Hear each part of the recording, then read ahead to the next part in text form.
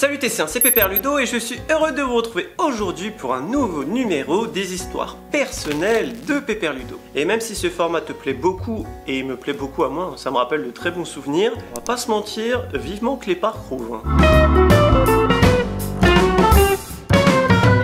Donc pour ceux qui découvrent le concept, en fait j'ai travaillé au parc Astérix de 2008 à 2012 puis de 2016 à 2018. J'ai fait 8 saisons au parc Astérix, j'ai fait un peu pas mal de métiers et aujourd'hui ça va être concentré sur les attractions et un peu à l'accueil du parc Astérix.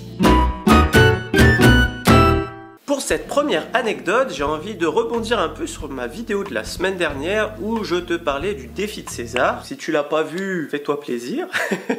Je te parle de l'avenir du défi de César. Et je me suis dit, bah tiens, j'ai des anecdotes au défi de César et je vais essayer de vous trouver la plus rigolote. Donc en fait, ça se passe au niveau du photomatum. Donc dès ton entrée dans le défi de César, là où tu as les 5 fenêtres de chaque côté pour faire ta photo, en fait, il y avait un phénomène, mais un truc de ouf. Bon, après, je peux comprendre parce que les gens, quand ils rentrent dans le défi de César, la plupart du temps, ils savent pas à quoi s'attendre. Et on leur dit bonjour, allez-y, mettez vos têtes dans les fenêtres, machin, et tête dans ma fenêtre, machin, mais qu'est-ce qu'il raconte lui, machin. Enfin, bon, je peux comprendre, mais on avait des cas, des fois, des gens qui avaient du mal à comprendre. Parce que autant tu dis mets ta tête dans la fenêtre, même un enfant, généralement, il comprenait, mais il y en a, ils étaient, je sais pas, c'était encore chez eux. Et je te fais un petit dessin là pour essayer de comprendre. Mais bon, le but d'une fenêtre, tu vois, t'as, voilà, photomaton, hein, photomatum. Tu mets ta tête dans la fenêtre, tu regardes en face et tu vois ta tête. Et du coup, là, on te mettait les moustaches gauloises et tout, on te prend en photo pour te voir ensuite dans la salle où il y a le défilé des Romains. Et tu as différentes tailles de fenêtres. Tu as la fenêtre assez haute, donc à hauteur d'un adulte. Tu as des fenêtres plutôt basses, donc plutôt pour les enfants ou les personnes à mobilité réduite. Et au milieu, tu avais celle qui était vraiment pour les enfants tout petits, qui était un peu au milieu, donc des adultes pouvaient se mettre, mais il y avait une espèce de marche pour que les enfants puissent monter. Enfin, je dis il y a toujours, mais bon, vu qu'on fait plus cette salle. Enfin bon, regarde ma vidéo sur le défi de César et tu comprendras mieux. Et on avait souvent des adultes qui se mettaient devant la fenêtre, mais de la taille d'un enfant. Donc autant te dire que tu vois juste son bas du ventre sur la photo. Hein, ça devait être assez drôle à voir les photos. On avait ceux qui se mettaient de dos. Donc des fois, ils étaient à la hauteur des fenêtres d'adultes, mais de dos. Donc ce qui fait qu'il avait la fenêtre derrière sa tête. Faut m'expliquer comment tu veux faire une photo. Et alors ça, c'était plus rare, mais je l'ai eu plusieurs fois. Le mec qui se met de dos à une fenêtre de taille adulte, donc il a la fenêtre là, mais qui essaye de regarder au loin dans la fenêtre d'en face. Bon, ça c'est forcément quand il y a les petites journées, il n'y a pas grand monde. Ok, donc en fait, tu as une fenêtre juste derrière toi, et toi tu essaies de voir celle qui est en face.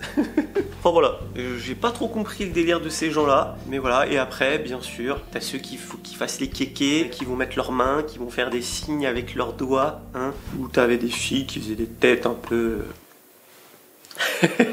J'ai fait bien, hein. Voilà, et j'ai pas trop de souvenirs de trucs un peu pervers comme on peut retrouver sur certaines photos. Pour cette seconde anecdote, c'est une anecdote où, ça se trouve, t'étais là. Parce qu'il y avait beaucoup de lutétiens ce jour-là. En fait, j'étais à l'accueil, j'étais au service accueil, mais ça arrivait, on donnait des coups de main, tout ça, au niveau des caisses, au niveau des passes, au niveau de tout ça. Et on m'a dit, ouais, Ludo, faudrait que t'ailles au pass, machin, tout ça. J'y vais, il y a 2 collègues. Ah, vous connaissez? Non. On a eu une brève formation théorique, mais genre, il y a longtemps, tu vois. Enfin, je veux dire, j'avais déjà fait des passes dans ma vie quand je travaillais au domaine de chantier, notamment. Et bon, voilà, il y a des responsables. Je dis, ouais, ils vont nous aider et tout. Enfin, je dis pas ça pour critiquer l'organisation du parc Astérix, je dis juste que j'étais pas très à l'aise avec le logiciel. Voilà, hein, je ne critique pas l'organisation du parc, hein, ça c'est autre chose. C'était juste pour mettre dans le contexte pour l'anecdote qui arrive. Et du coup, voilà, hein, les responsables sont à côté de nous, ils nous disent on va vous aider, il n'y a pas de problème, on est là. Ils nous ouvrent les rideaux et forcément, bonjour, je suis monsieur Bidule, je viens récupérer mon pass. Ok, bon, quand c'est juste récupérer un pass, ils sont préparés à l'avance. Donc c'était le premier jour de l'ouverture, hein, je sais pas si je te l'ai dit. Donc nous on a des enveloppes classées par ordre alphabétique, tout ça, et voilà, on récupère, tiens, voilà tes passes, et salut, bonne journée. Puis, enfin, je dis pas salut, bonne journée, mais bon, t'as compris quoi.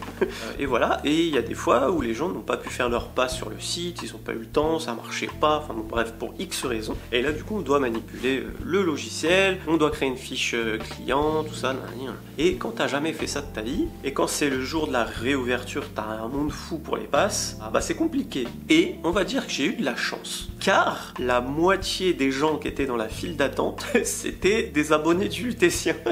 Donc, autant te dire que, tu vois, moi j'étais là, ouais, je suis vraiment désolé, voilà, je disais aux visiteurs, je suis désolé, voilà, c'est le premier jour, on est un peu, on débute, hein, on m'excuserait pour l'attente et tout, et puis j'ai quelqu'un qui me dit, non mais t'inquiète, y a pas de problème, prends ton temps. Alors déjà, le game tuto, je dis, il a cru que c'était la fête. Il me dit, t'inquiète, prends ton temps, on est content d'être avec toi. Ah. Bah, c'est gentil. Bah, en fait, on est abonné à ta chaîne et tout, donc prends ton temps. Voilà, on est tellement content de te rencontrer que si tu pouvais prendre ton temps, comme ça dure plus longtemps. Je me dis, ok, j'ai de la chance. Contrairement à mes collègues, ouais, elles avaient des gens qu'elles ne connaissaient pas. Enfin, même si je te connais pas forcément, mais tu me connais un minimum, donc c'est un peu comme si on se connaissait. Mais bon, bref, tu vois le délire. Et elles, je les voyais, elles étaient en galère, les gens pas forcément contents, tu vois, donc voilà. Et moi j'étais là en mode tranquille, ah c'est cool ça. Et puis derrière, ah pareil, t'inquiète Ludo, prends tout le temps, je suis abonné, j'adore ta chaîne, tout ça, nan, nan. Entre deux, quand même, il y avait un visiteur lambda, on va dire, et plus ça va, plus ma file d'attente, elle augmente un truc de ouf. Et plus ça va, plus je vois que mes collègues, elles ont personne, mais vraiment, genre personne. Elles font un pass, il n'y a plus personne derrière. Donc du coup, mes collègues professionnels, elles disent, messieurs, dames, si vous voulez, il y a une caisse disponible ici. Et là, il y a tout le monde qui dit, ah non, non, mais on veut passer avec le Lutétien en fait. Vous m'avez donné du travail, bande de coquinous. En tout cas, c'était cool parce que j'avais pas la pression de je ne connais pas le logiciel et tout. Et du coup, comme je prenais mon temps, j'ai bien maîtrisé le logiciel. Puis voilà, au bout de une demi-heure, tu maîtrises quand même plutôt pas trop mal le truc. Donc voilà, c'était assez cool. J'avais une file d'attente d'abonnés. Et mes responsables, je me souviens, ils m'avaient dit, non mais ça c'est pas bon. Parce que là, tu crées de la file d'attente, Ludo. Le but, c'est de fluidifier. J'ai pas de ma faute. Bon, ils m'ont dit ça gentiment, hein. Mais ils ont dit, ouais, mais du coup, les gens arrivent derrière, ils voient une file d'attente, ils se mettent dans la file d'attente et ne vont pas aller dans la file où il y a personne. Ça, c'est un peu l'effet mouton. Tu vois une caisse où il y a personne, tu te dis, il y a un problème, elle est pas ouverte. Bah non, elle est ouverte, mais c'est juste il y a personne. Du coup, je crée des files d'attente à cause de toi, là. Mais en tout cas, c'était un super moment. Il y a même ma collègue du domaine des dieux, donc juste à côté, elle me dit, t'avais une fille hystérique. Si t'es là, hein, le prends pas mal. Elle dit, waouh, il y a le Lutétien. Enfin bref, c'était la folie. Alors, en fait, c'était une sorte de rencontre abonnée, mais qui n'était pas prévue. Pour cette troisième anecdote, je vais vous raconter un truc qui se passait tous les soirs, enfin tous les jours, au niveau du Grand Splatch. Le but de ce format-là, comme je t'ai expliqué au premier épisode, c'est de se marrer, c'est de, voilà, de rappeler des souvenirs, mais aussi de se mettre dans la peau d'un opérateur attraction. Je sais qu'il y en a beaucoup qui aimeraient faire ce métier. Et l'idée, c'est de vous montrer un peu les avantages, les trucs rigolos, mais aussi les points négatifs. Et on le voit également dans les avis de TripAdvisor, de voir un peu l'être humain, quoi. Et là, il s'agissait d'un comportement de l'être humain qu'on avait au Grand Splatch particulièrement. Après, peut-être Menhir Express, mais j'y ai pas travaillé. Étant donné que les menhirs s'arrêtent pas, je suis pas sûr que ça marchait. Mais les gens venaient faire le Grand Splatch. Le Grand Splatch étant une attraction aquatique avec un pictogramme douche assurée à l'entrée. Tu vois bien la descente, les gens ils sont quand même bien rincés. Tu vas pour t'installer. Tu vois que les sièges sont mouillés, donc tu te doutes bien que tu vas être mouillé par la suite. Eh bien, il y avait un paquet de visiteurs, et vraiment beaucoup de personnes, qui prenaient leur petit paquet de mouchoirs. Tic, voilà, j'essuie mes petites fesses. Sauf que, bah, on n'a pas trop le temps, à vrai dire. Il a dit ça, comme ça. Mais en fait, si tu veux, au Grand Splatch, t'as 10 bateaux. Je te dis ça pour le Grand Splatch, mais c'est pareil pour beaucoup de types d'attractions, que ce soit Parc Astérix, soit Disney, ou je ne sais où. Il y a des écarts à faire respecter entre les bateaux. Et donc, l'idée, c'est d'avoir un certain rythme.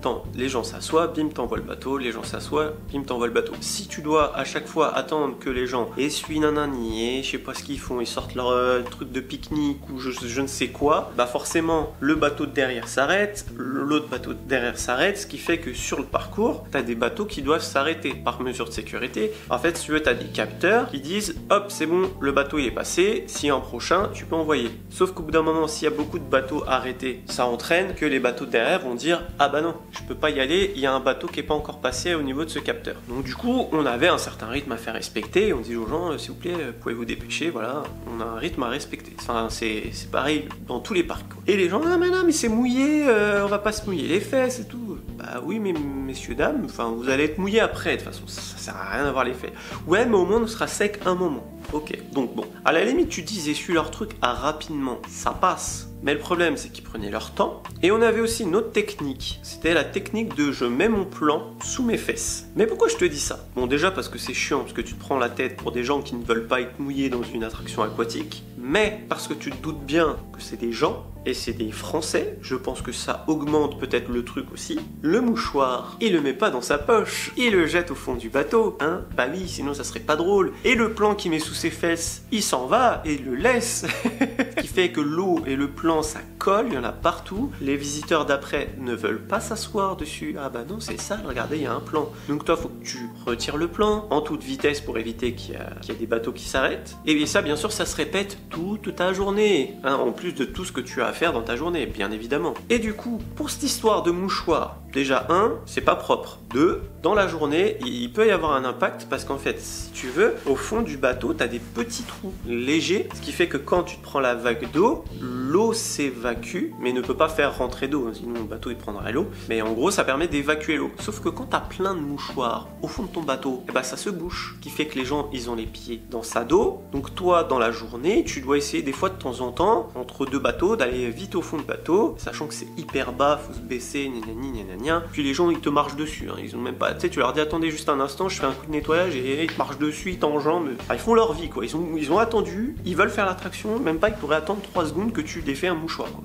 Et pourquoi aussi je te dis ça, c'est que l'une des missions au Grand Splash le soir, c'est de ramasser tous ces mouchoirs. Et pour que tu te rendes compte quand même du nombre de mouchoirs, tu vois à peu près les poubelles dans un parc. Je sais pas combien c'est, ça doit être des sacs de 100 litres, je pense. On en remplissait chaque soir la moitié d'un sac. Imagine le nombre de mouchoirs qu'on avait quand même dans le fond de ces bateaux. Donc on avait des bouts de plan, des mouchoirs. On avait aussi d'autres trucs, hein, des bouteilles, des couches. Je sais pas comment ils ont changé leur enfant avec des couches, hein, sachant qu'il faut faire 1 mètre pour faire le grand spa. Donc à 1 mètre, t'as encore des couches. Bon après je ne juge pas, hein, mais voilà. J'ai même eu un truc, mais je suis pas sûr que je vais le dire parce que c'est pas propre. Bon, on va dire qu'il y a une dame qui s'est changée pendant l'attraction. Et on l'avait le soir au fond du bateau.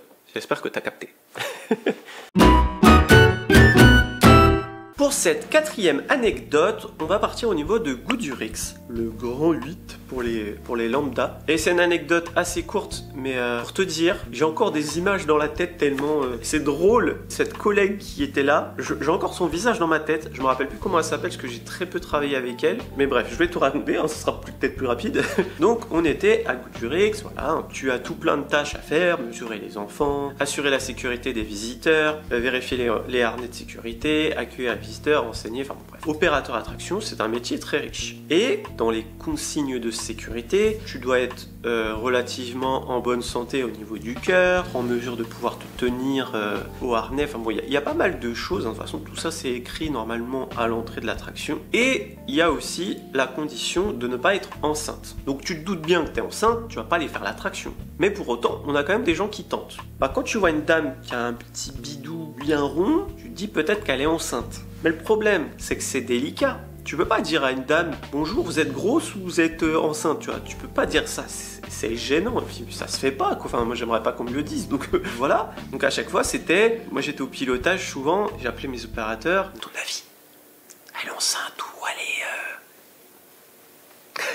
Parce qu'en théorie, une femme enceinte, ça fait un beau rond, une femme un peu enveloppée, ou un homme, hein, c'est pareil. Et bon, un homme ne peut pas être enceinte, donc on se posait pas la question. Mais voilà, quand t'as une femme qui a un beau bidon bien rond, tu peux te poser la question, quand même, c'est la vie de son enfant, quoi. Donc on a un minimum de conscience, voilà. Et moi, j'avoue que je n'osais pas demander, et je regardais vraiment jusqu'à la dernière minute, j'étais là. C'est du gras, c'est du bébé, c'est quoi, enfin tu vois.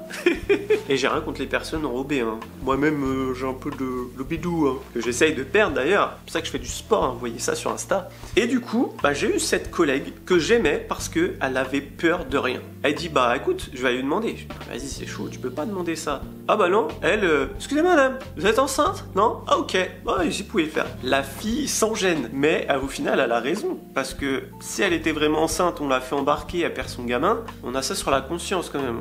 T'imagines, on a tué un enfant, quoi. Et pour cette dernière anecdote, c'est passé vite, hein, j'ai l'impression qu'il est court cet épisode, mais bon, des fois un petit épisode court et intense, c'est pas mal.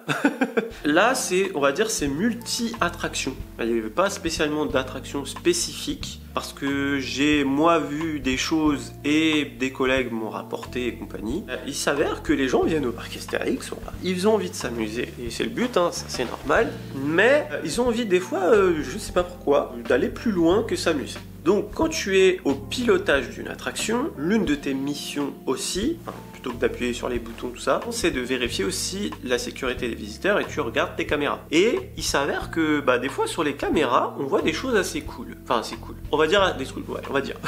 Donc sur les caméras, tu as des gens qui te font des coucous, tu vois, ça c'est le classique. Les gens se lèvent, donc là, pour votre confort et votre sécurité, nous vous rappelons qu'il est interdit de se lever dans l'attraction. Voilà, en gros, tu fais ça toute la journée. Des fois, t'as des gestes aussi, un peu comme je te disais au défi de César. Il y en a, tu sais pas pourquoi, ils vont te faire un doigt d'honneur. Ok, si ça t'éclate, mon gars, fais-toi plaisir. Hein, tant qu'il n'y a pas d'enfant, j'ai envie de te dire. Je comprends pas, mais chacun son délire. Et c'est vrai que ça, c'était souvent au Transdémonium. On va dire que c'est l'obscurité qui devait faire ça. J'ai eu plusieurs couples, on va dire, qui pouvaient pas se retenir. Et du coup, tu te dis, on est dans le noir, on pourrait peut-être en profiter pour faire des petits trucs, toi. Bon, s'il y a les enfants, on les éloigne, hein, parce que je sais qu'il y a beaucoup d'enfants qui regardent les vidéos. Et ils se mettent généralement au fond du wagon, et à chaque fois que je l'ai eu, il y avait des gens devant. C'est ça le pire. Encore, t'es tout seul dans un train, voilà, je veux bien, mais il y a des gens devant. J'ai même eu une fois, il y avait des enfants. Et le monsieur et la dame se mettent derrière et puis la dame, elle disparaît d'un seul coup du train. Et le monsieur, il est content, voilà. Je sais pas c'est quoi leur délire, hein, mais je sais pas. Voilà, donc ça je l'ai eu 2 fois je crois au Transdémonium, moi personnellement. Des collègues l'ont eu, hein, c'était un peu le classique on va dire au Transdémonium. Et j'ai eu un autre truc aussi, c'était à la croisière Épis de Maïs. À la croisière Épis de Maïs, hein. Là il fait pas noir, il fait jour, tout le monde peut te voir. Puis j'étais là, tu regardes tes caméras, c'est un peu chiant, t'es là. Personne se lève, ok, bon. Tant mieux, au moins les gens respectent les consignes, tout ça. T'es avec ton collègue, ça va, ça se passe bien, ouais, ça va, ouais, tranquille, ouais, ok. Là, aux gens. Parce que les gens ils aiment bien aussi te dire bonjour, tu sais, curiosité, ils regardent dans la cabine, bonjour, ça va. T'as les petits qui rentrent, il faut pas que tu rentres, mais ça va, tu vas bien. Ah voilà, tu essaies de t'occuper. Et là, je regarde mes caméras. Puis tu regardes, tu fais. Mais je vois bien, parce que tu sais, c'est des caméras, en gros t'as un écran, tu sais c'est des écrans carrés, c'est même pas les écrans d'ordi, donc je sais pas, je dirais il fait, on va dire 20 pouces. Ils sont accrochés là-haut, et ils sont divisés en 4, parce que genre t'as 16 ou 20 caméras je crois sur le parcours, donc tu sais des fois t'es là, tu te lèves et tu regardes, mais tu fais, je vois bien ou je vois pas bien, ou tu sais des fois tu dis je suis fatigué et tout, et là je regarde, et je vois une dame qui est sur son chéri. Veuillez rester assis correctement, s'il vous plaît, merci, tu vois. Et la dame, elle était en jupe.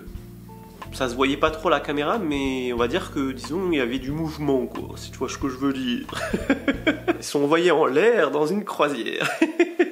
J'ai pas trop réussi à les faire bouger. Ils sont chauds, les gens. Et on me l'a raconté, ça, par contre. Je l'ai pas vu de mes propres yeux, mais il y en a qui ont réussi aussi dans le Menhir Express. Bon voilà, déjà cet épisode est fini, hein. J'aime trop faire ça, j'ai envie de vous raconter d'autres, mais bon, si je vous raconte tout d'un coup, il n'y aura plus assez de vidéos, et comme je te disais en début de vidéo, je commence à un peu en avoir marre là, de rester à la maison, d'être assis dans mon fauteuil, même si je suis bien, à parler avec toi et tout, mais du coup ouais, on va rester sur 5 anecdotes, puis je te ferai des épisodes assez régulièrement, mais vivement qu'on puisse retourner dans les parcs pour avoir justement de nouvelles anecdotes, parce que je pourrais aussi te faire des anecdotes de quand moi j'étais en visiteur, genre quand j'ai été bloqué dans une attraction, ou évacué à Crush Coaster, c'était bien ça. Moi j'aime bien être évacué, je trouve ça cool, tu vois les décors. Enfin bon bref, je ferai peut-être un jour une vidéo. En tout cas dis-moi dans les commentaires ce que tu as pensé de la vidéo, quelle est ton anecdote préférée, et si toi aussi en tant qu'opérateur t'as vu des trucs assez cocasses on va dire, ou même en tant que visiteur. Comme ça moi ça me rappelle des anecdotes que j'ai eues dans le passé. Tu vois. Donc dis-moi tout ça dans les commentaires, n'hésite pas également d'aller faire un tour sur la boutique, hein. Tu retrouveras notamment le Wooden comme d'habitude. Tu peux aussi me retrouver sur Twitch où j'y suis 2, 3, 4 fois par semaine et on blablate, on joue ensemble, on fait plein de trucs. Ça fait du bien en ce moment je trouve de se parler comme ça, toi de regarder la télé le soir, tu regardes Pépère Ludo et je lui parle, il te répond. C'est trop cool. Donc tout ça c'est dans la description. Si tu as aimé la vidéo, n'oublie pas de la liker, ça fait toujours plaisir et ça fait vivre la chaîne. Si tu découvres la chaîne grâce à cette vidéo, n'oublie pas de t'abonner juste en dessous, il y a un petit bouton. Et si on parle des parcs d'attractions et tout ce qui est lié dédié au divertissement toutes les semaines. Sur ce, il ne me reste plus qu'à te faire des bisous. Et bim!